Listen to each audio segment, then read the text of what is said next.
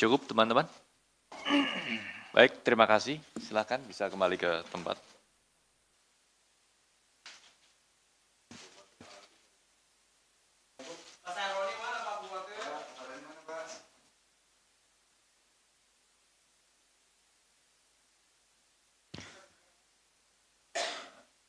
Baik, terima kasih teman-teman media. Kita akan melanjutkan dan poin-poin terkait dengan perkara ini selanjutnya akan disampaikan oleh Bapak Asep Guntur Rahayu. Pada Pak Asep kami persilakan.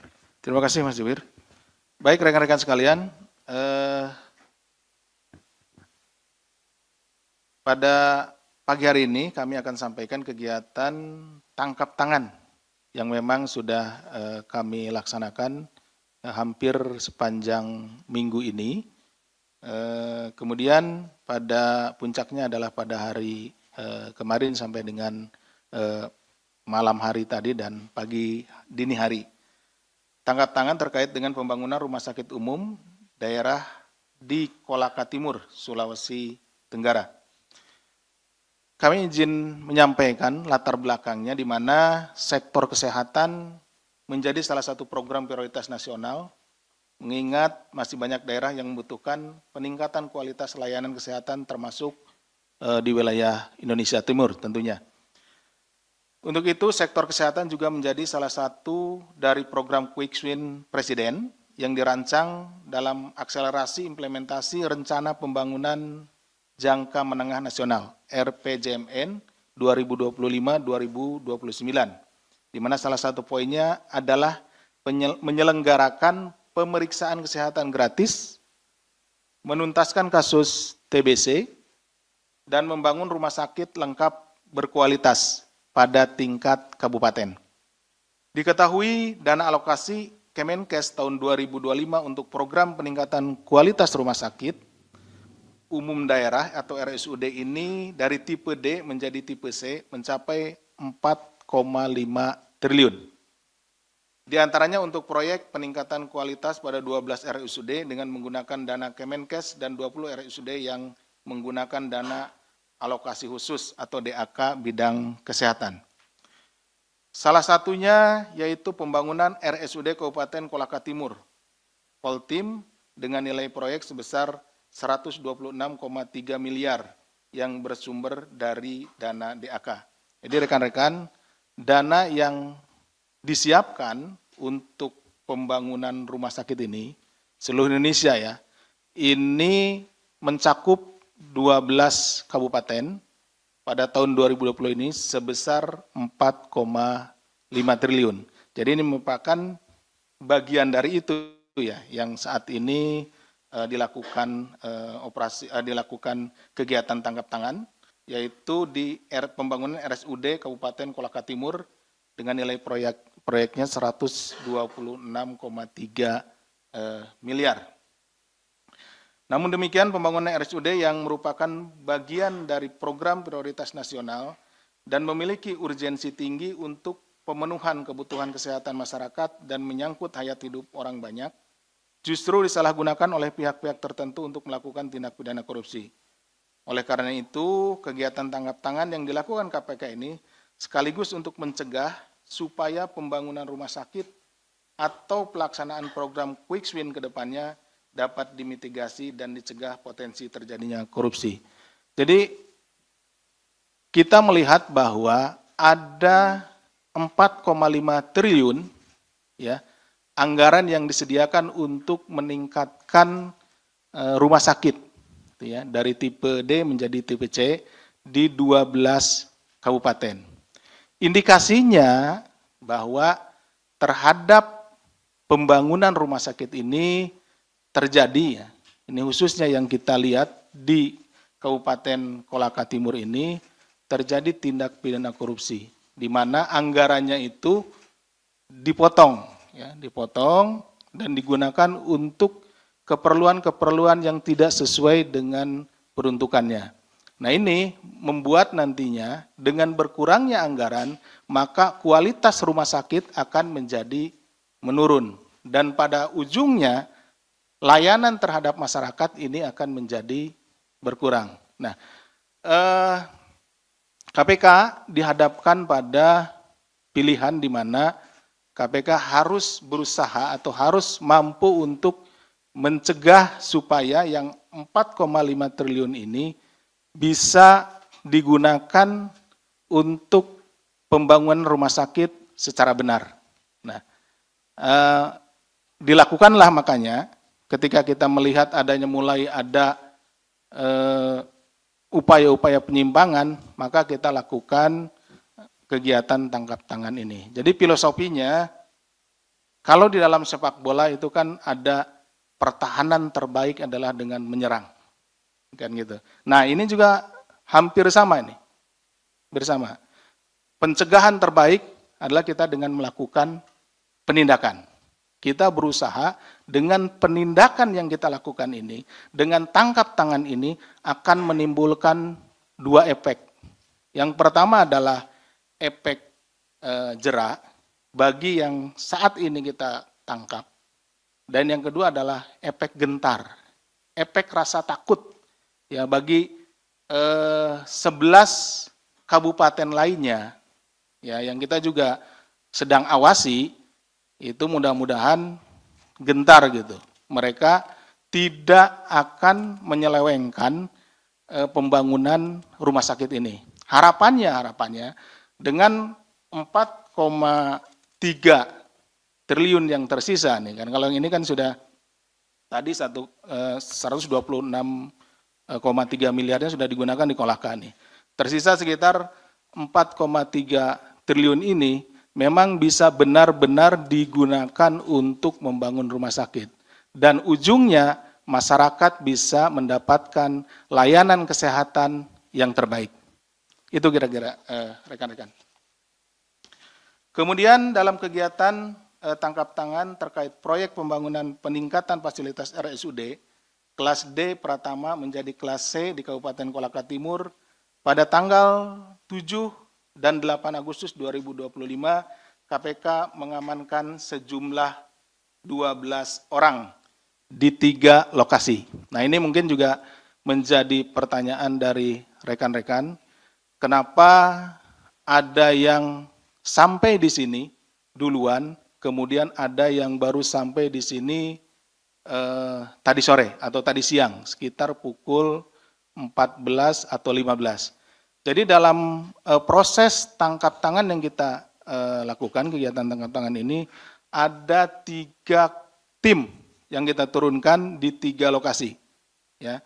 Yang pertama adalah di Kendari atau di Provinsi Sulawesi Tenggara, yang kedua di Jakarta, dan yang ketiga adalah di Makassar atau di Provinsi Sulawesi Selatan.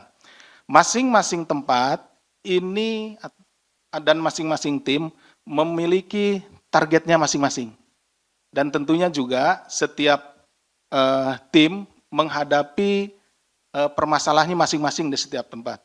Sehingga kecepatan maupun juga target untuk dibawa ke Jakarta ini menjadi berbeda-beda. Ada yang lebih cepat bisa diamankan, kemudian langsung dibawa ke KPK ini.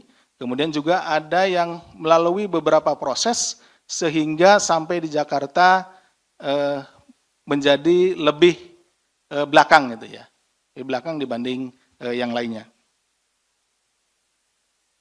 KPK mengamankan sejumlah 12 orang di 3 lokasi, yaitu di Kendari, AGD selaku PPK proyek pembangunan RSUD di Koltim, HAR selaku PPTK proyek pembangunan RSUD di Koltim ya, Kolaka Timur maksudnya. Kemudian NA selaku pihak swasta dari staf PT PCP dan DA selaku Kasubag TU Pemkab Koltim. Itu yang di Kendari. Kemudian di Jakarta diamankan saudara ALH selaku PIC Kemenkes untuk pembangunan RSUD. Kemudian saudara DK selaku pihak swasta PT PCP. Kemudian yang ketiga saudara NB selaku pihak swasta PT PA. Kemudian saudara AR selaku pihak swasta KSO PT PCP.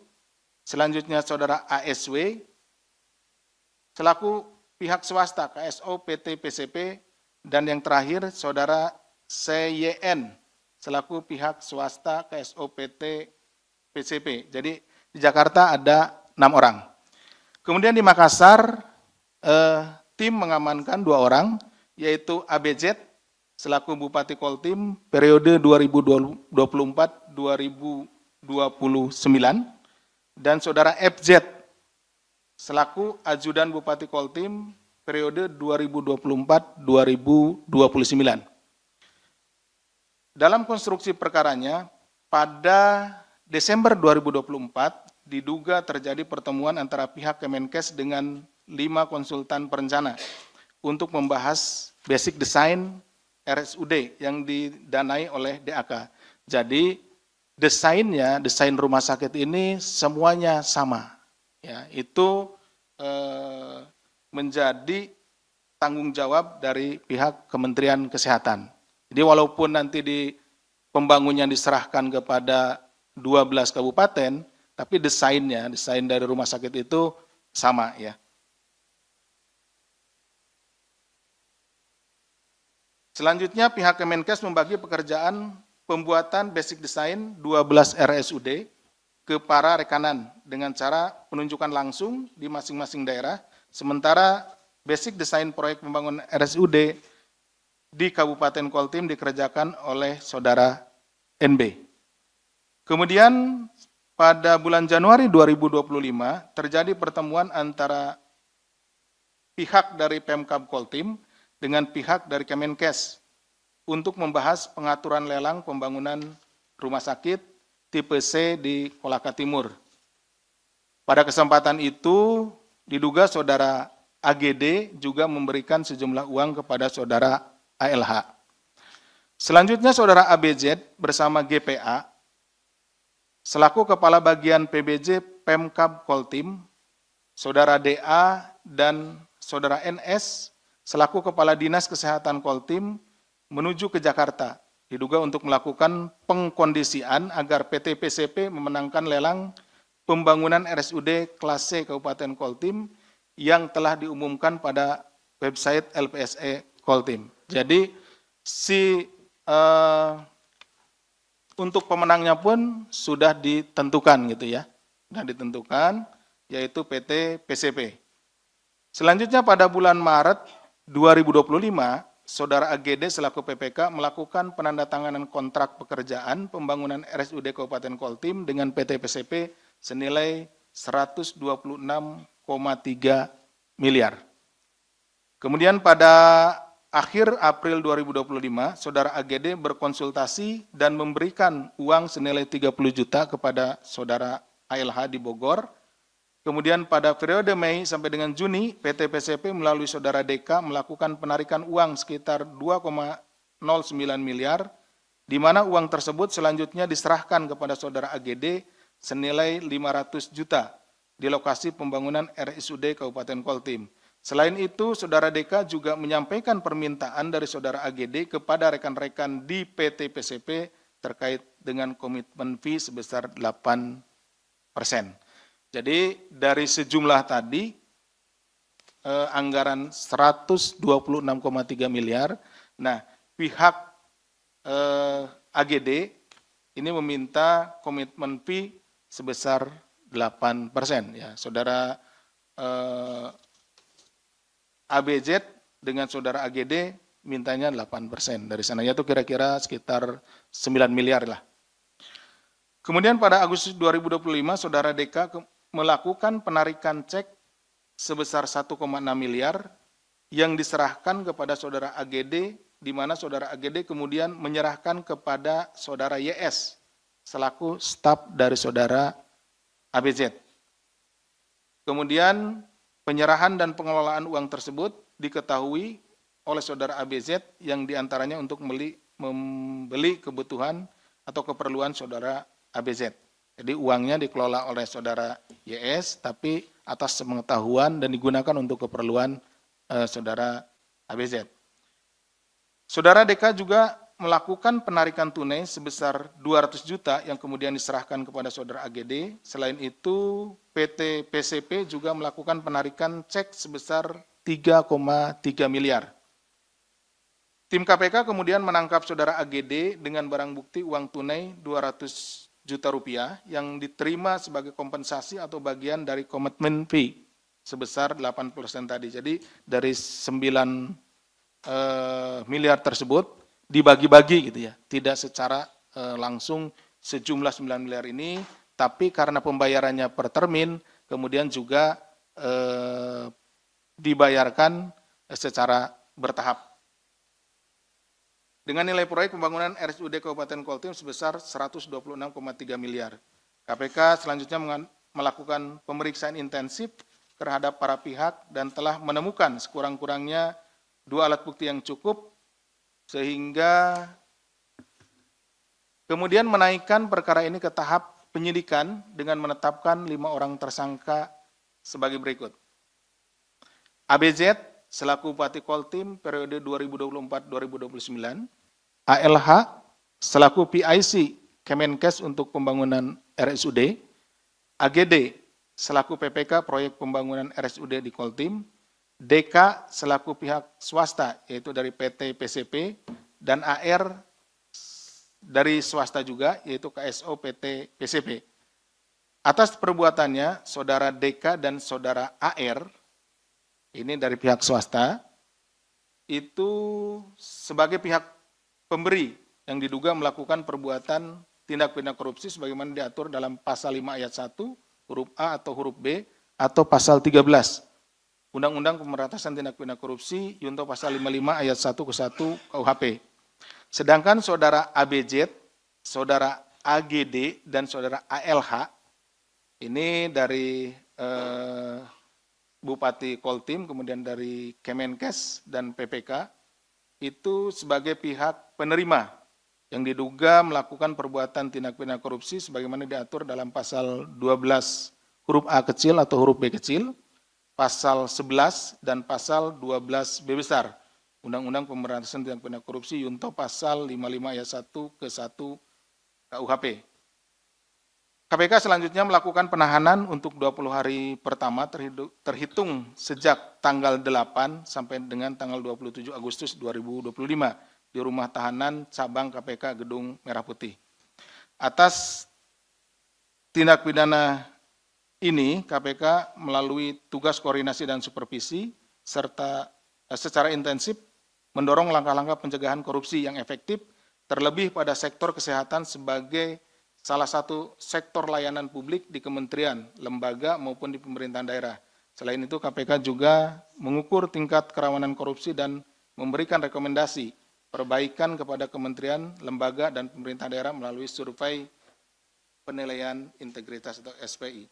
Pada kesempatan ini juga kami dari Kedeputian Penindakan dan Eksekusi pada khususnya dan pada umumnya seluruh insan Komisi Pemberantasan Korupsi mengucapkan terima kasih yang sebesar-besarnya kepada Polda Sulawesi Tenggara, kemudian kepada Polda Sulawesi Selatan, kemudian Apsek Bandara Makassar dan juga di bandara di Sulawesi Tenggara, kemudian kepada Kemenhub, kemudian juga Angkasa Pura, dan rekan-rekan jurnalis, dan tentunya juga kepada seluruh masyarakat yang telah mendukung dan membantu kami sehingga pelaksanaan kegiatan tangkap tangan di 3 tempat ini bisa berjalan dengan baik. Itu mungkin yang bisa kami sampaikan. Terima kasih. Selanjutnya kami kembalikan kepada Mas Jubir. Terima kasih Pak Deputi yang telah menjelaskan terkait dengan kronologi dan konstruksi perkara dalam kegiatan tangkap tangan KPK terkait dengan pembangunan rumah sakit umum daerah yang berlokasi di Kabupaten Kolaka Timur, Sulawesi Tenggara. Teman-teman, sebelum kita membuka sesi tanya jawab, kita akan menampilkan barang bukti dalam kegiatan tangkap tangan ini.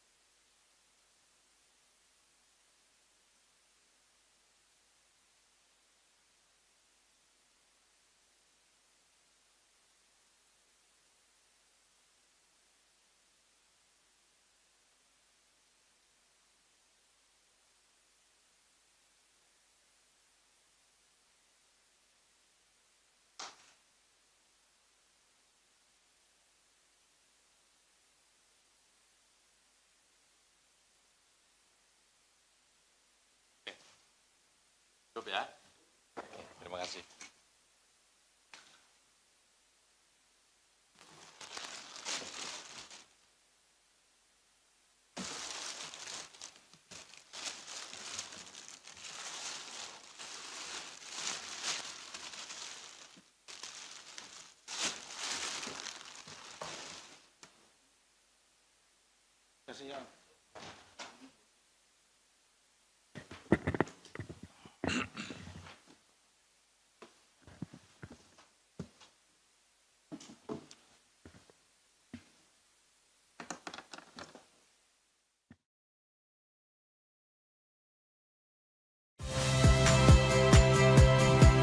Saya Cynthia Rompas. Saksikan program-program Kompas TV melalui siaran digital, pay TV, dan media streaming lainnya. Kompas TV, independen, terpercaya.